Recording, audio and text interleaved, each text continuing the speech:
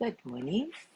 I am 5 minutes earlier today. As always, if you're watching in recording, you're welcome to fast forward 5 minutes or stay with us through our hellos.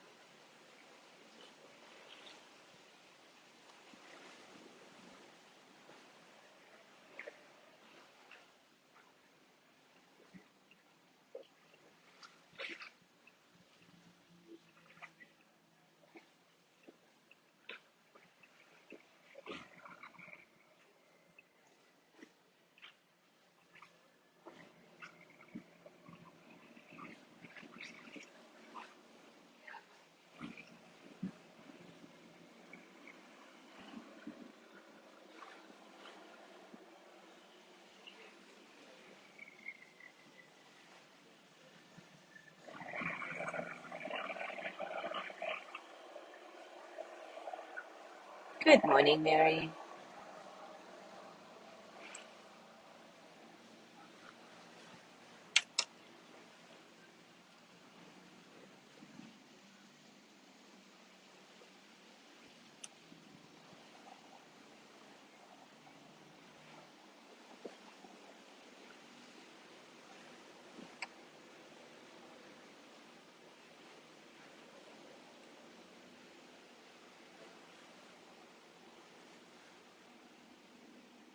Good morning, Gina.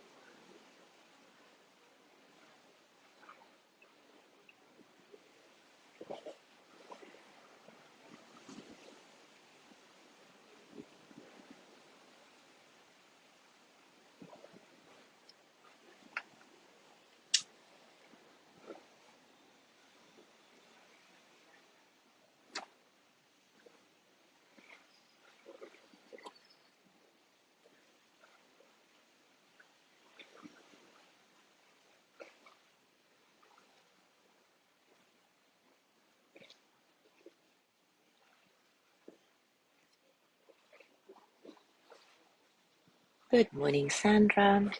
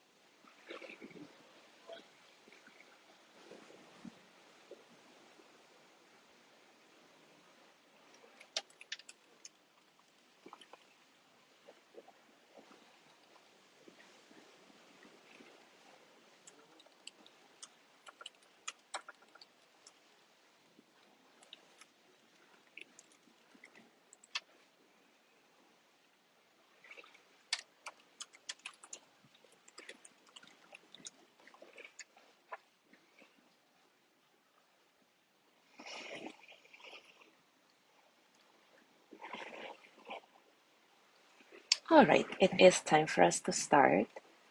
Yesterday, we talked about compassion and how the compassionate action is not rescuing, but rather witnessing someone else's suffering. And compassion is often also confused with pity. So let's dive into this today.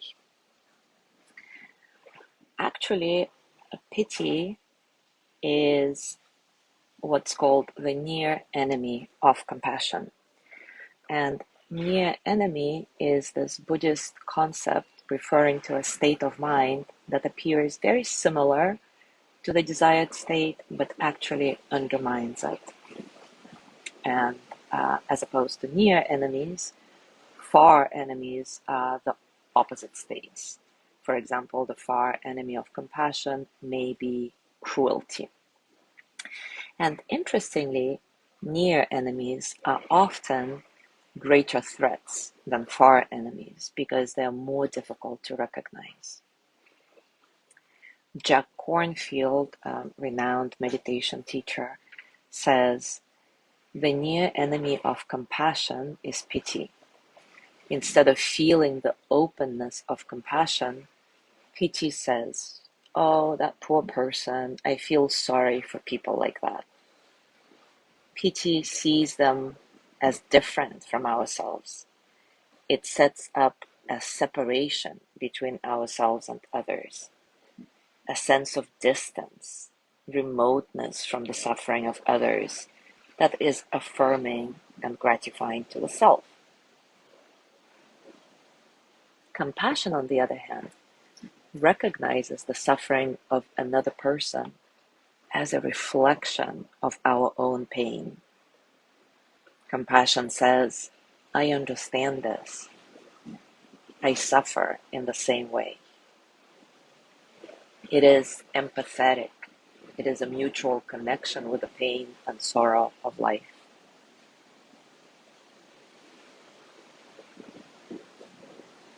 Compassion is about our shared suffering. It does not mean immersing ourselves in the suffering of others to the point of anguish. Compassion is this tender readiness of the heart to respond to one's own or another person's pain without despair, resentment, or aversion. It is the wish to dissipate suffering. Compassion embraces those experiencing sorrow and eliminates cruelty from the mind. Brené Brown writes, there is nothing worse than feeling pitied. And we have the research to show us why it feels so isolating. Pity involves 4 elements: a belief that the suffering person is somehow inferior to us, a passive, self-focused reaction that does not include providing any help, a desire, however subtle, to maintain emotional distance, and finally, avoidance of sharing in the other person's suffering. So today, let's explore this difference between compassion and pity. As always, take a comfortable position and take a few moments to settle in, to acknowledge what's going on for you today, physically, emotionally, mentally.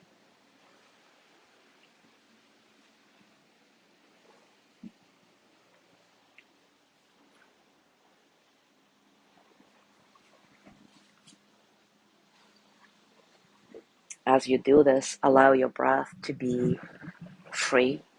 Don't try to control it. Simply observe how your breath flows through your body and how your body responds to your breath.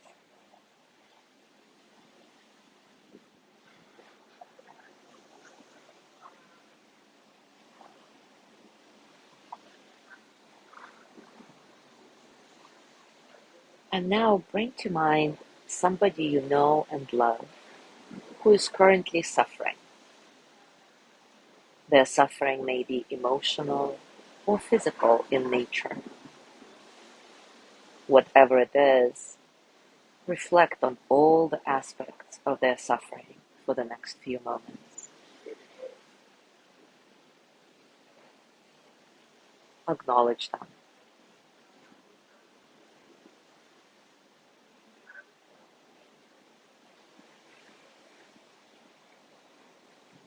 And as you do this, as you reflect on this person's suffering, notice your reaction to it. Your mental reaction. Is there this poor you tone to it? Is there a certain separation in your mind between this person and yourself? A sense of them being somehow inferior to you because people like this make you feel sorry for them? Is there any physical reaction in your body of some aversion, again, separation, not wanting to feel the same way?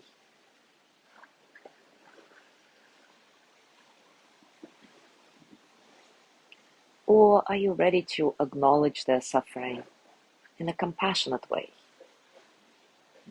which means witnessing their suffering without trying to fix it, admitting that it is possible for you to suffer in a similar way, simply being with this person, sharing in their suffering? Examine your reactions honestly and openly, both mental reactions and physical. And if you notice that what you're experiencing is actually pity, acknowledge that. Perhaps question this reaction. Why am I trying to separate myself from this person? How am I really different? Am I guaranteed to never suffer in the similar way?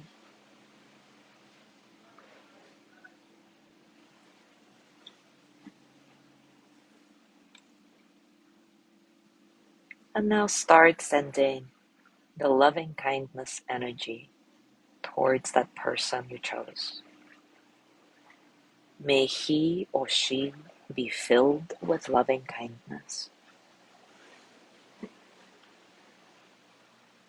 May they be well in body and mind.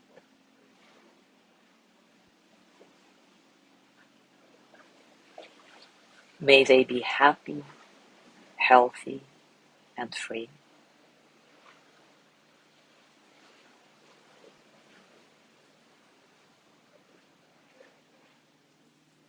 May they feel protected, cared for, at ease. May they find deep, natural peace.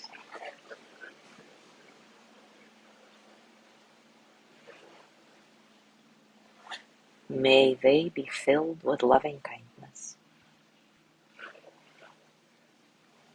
May they be well in body and mind.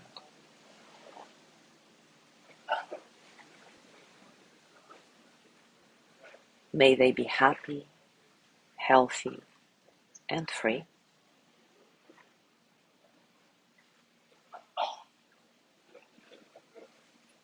May they feel protected, cared for, at ease.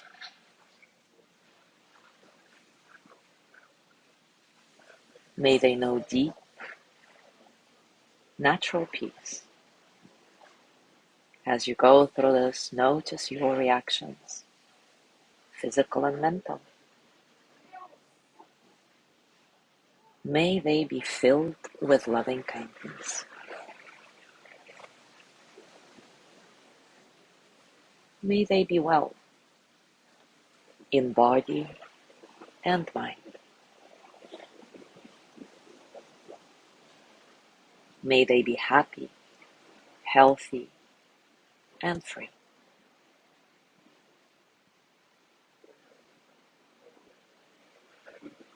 May they feel protected, cared for, at ease.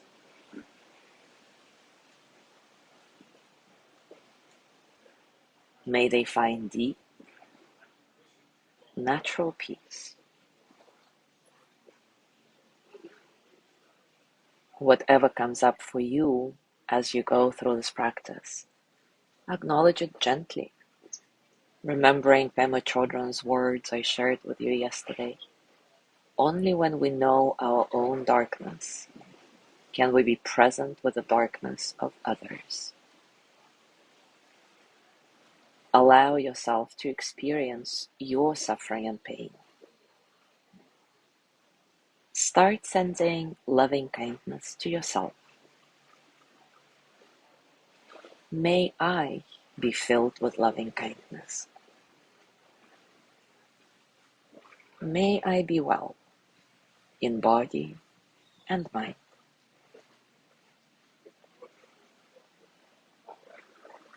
May I be happy, healthy, and free.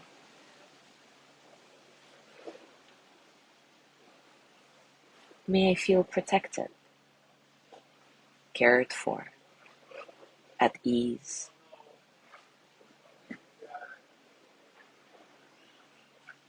May I find deep, natural peace. Once more to yourself. May I be filled with loving kindness. May I be well in body and mind. May I be happy, healthy, and free.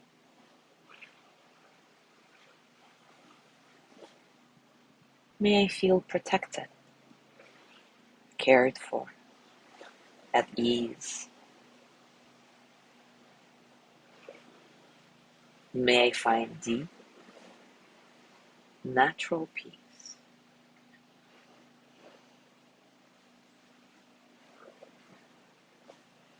And now let's send loving kindness to the both of you, the person you chose for this practice and yourself, emphasizing this compassionate action,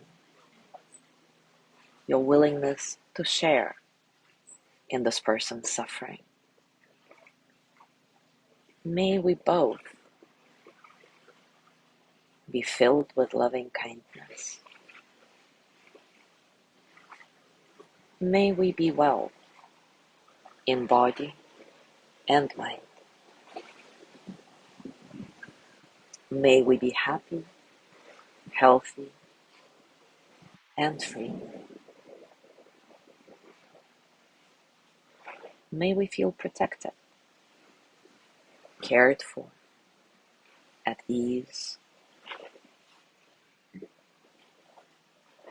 May we find deep, natural peace. Last time, may we be filled with loving kindness. May we be well in body and mind. May we be happy, healthy, and free. May we feel protected, cared for, at ease. May we find deep, natural peace. As you go through your day today, I invite you to examine your immediate reactions to suffering around you. Is it compassion or pity? Be open and honest about this investigation.